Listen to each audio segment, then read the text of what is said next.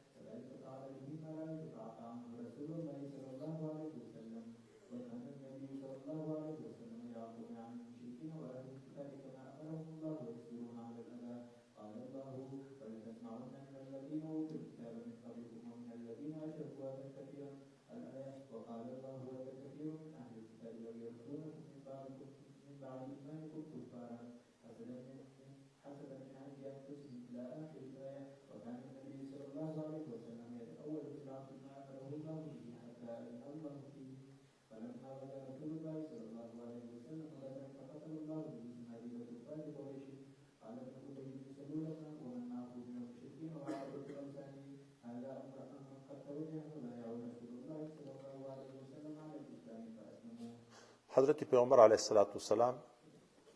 چې مدینه منورې زاد الله شرفن ته هجرت نه وکړای د اخیری شپې وی چې د به هجرت کوو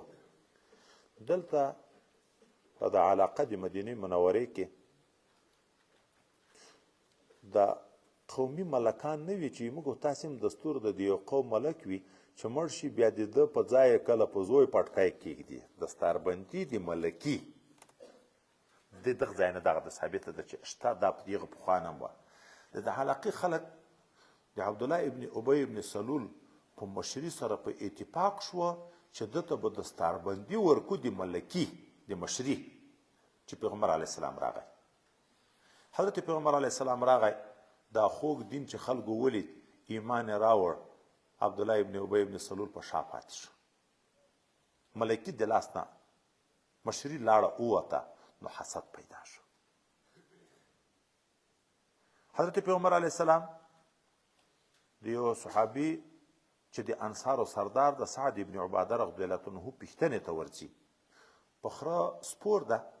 او په دغه خره باندې حضرت اسامه رضی الله عنه هم ورسره د پښته ده او په دغه خره باندې کته ده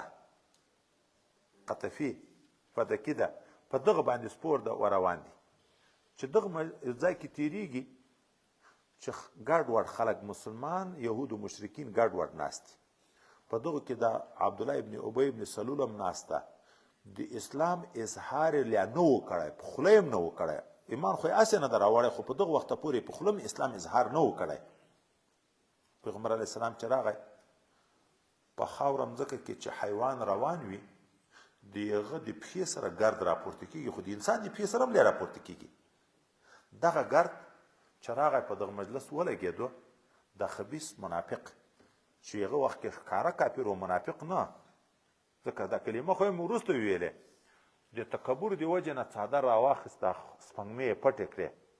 نبي علیه السلام مبارک ته ویې ګردونه مه راکړه پیغمبر علیه السلام سلام واچو د خره مبارک نه کوز شو د مبارک لفظ مې دغه ویلو چې خو د رسول الله خر و کوز شو او بیا پیغمبر علیه السلام دوی ته د اسلام دعوت ورکړ څه آیتونه مبارکان یې ورته تلاوت کړه دا عبدالله ابن ابی ابن سلول بیا ورته ویي ښې خبرې کوې که حق وي په خپل کور کې کښېنه چې څوک درتله هغو ته یې ښایه موږ مه تنګوه العیاذ بالله خو قوم ورسره و زور ورسره و د اسلام پروا یې نه درلوده د رسول الله قدر یې نه پېژنده په مجلس کې مخلص صحابه هم ناست و حضرت عبدالله ابن رواحه غوندې شخص هم ناست و هغه ویل یا رسول الله سره موږ ته یې بیانوه هغه ویل ما یې بیانوه دغه ویل بیانوه مسلمان د مسلمان طرف کافر د کافر سره جګ شو جنګ شروع شو خو چونکې پیغمبر علیه السلام په ابتدا د اسلام کې په مکه معظومه کې خو څه کوې په مدینه منوره کې پس د هجرت نه تر ډېره نرمه ګزاره کړه مکه معظومه کې خو دغه حکم جهاد اجازه نه وه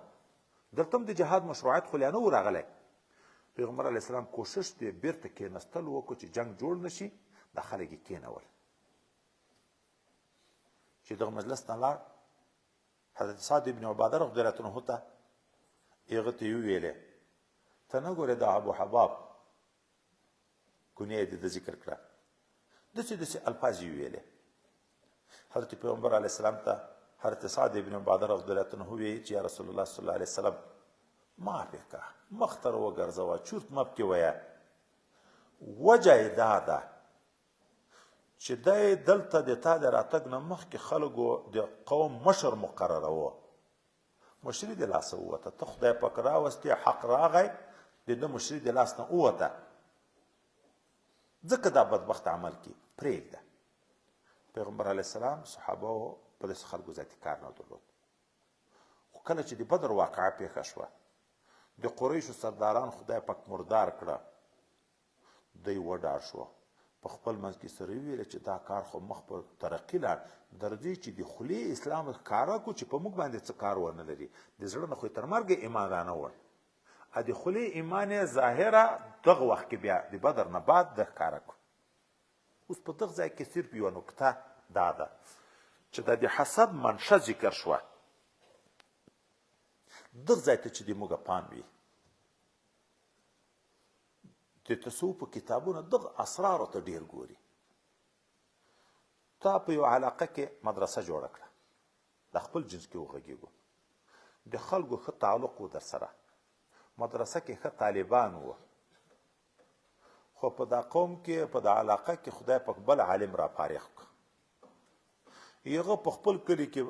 خپله بله مدرسه شروع کړه اوس د دغه مخکینی عالم چې په کومه علاقه کې دینی خدمت کړی و وایي که هغه نوی عالم چې دینی خدمت یې شروع کړو په علاقه کې ده باندې په زړه کې تنګي رانغله خوشحاله شو شکر ده الحمدلله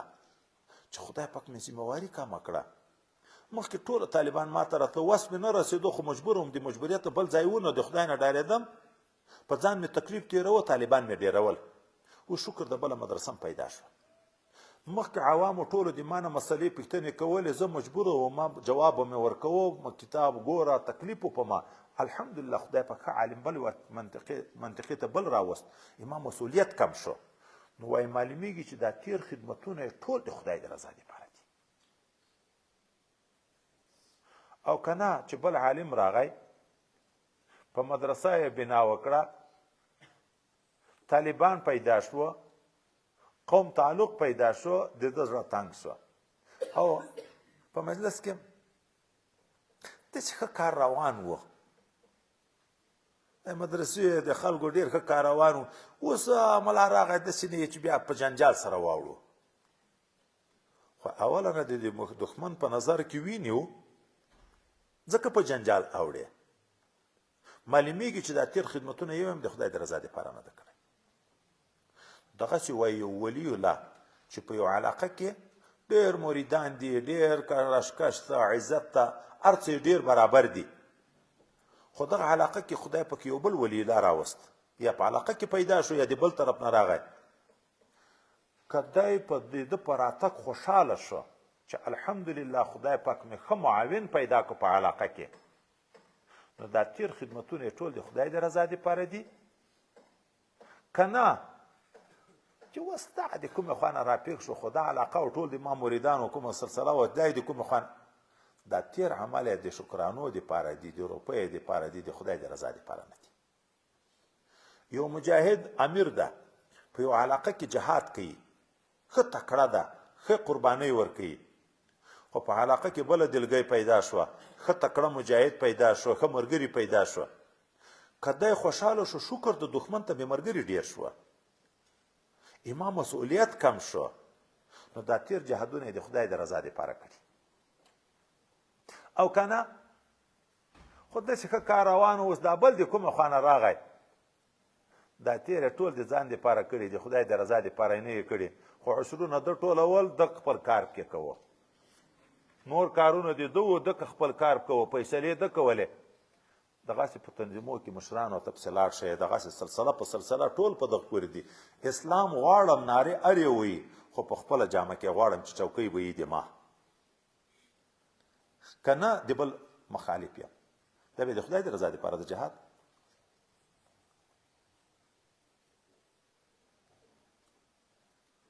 جهاد وکه په اخر کې چې د کرسۍ وخت راغی، دا یې دعوګیر شي، ما قربانۍ ورکړي. دلیل د خپل انتخاب دپاره، د خپل صلاحیت دپاره، د خپل امارت دپاره چې وړاندې کوي. تیر جهاد قربانۍ، ما قربانۍ ورکړي، خو قربانۍ د چا دپاره ورکړې؟ نیت اوس ښکاره شو چې د کرسۍ دپاره دې ورکړي. که د خدای د رضا دپاره ورکړې وي، جهاد د اعلا د کلمات د الله دپاره وظیفه دې فارغه شوه، خدای پاک نورو نمایندګان ذمهواري د تا نه ده، تا هدف پوره شو. اوس ذمهواري د نه د هدف دې پوره شو، د خدای د اعلا د کلمت الله دپاره د جهاد کوو، خدای دین حاکم شو، خدمت بل څوک کوي، ته اوس د سړی اوبه چکه، خپل خوراک او چکا کوه، خوند اخله، سترګې سړوه دین په ترقي باندې. نه، ما قربانۍ ورکړې دي، ما قربانۍ ورکړې دي، چیش دپاره دې ورکړې دي.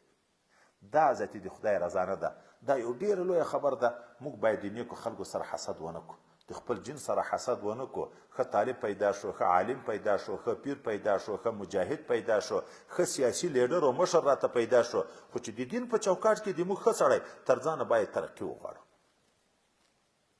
ما یو ورځ چاته ویلې، ما له دغه تصوف په برکت ده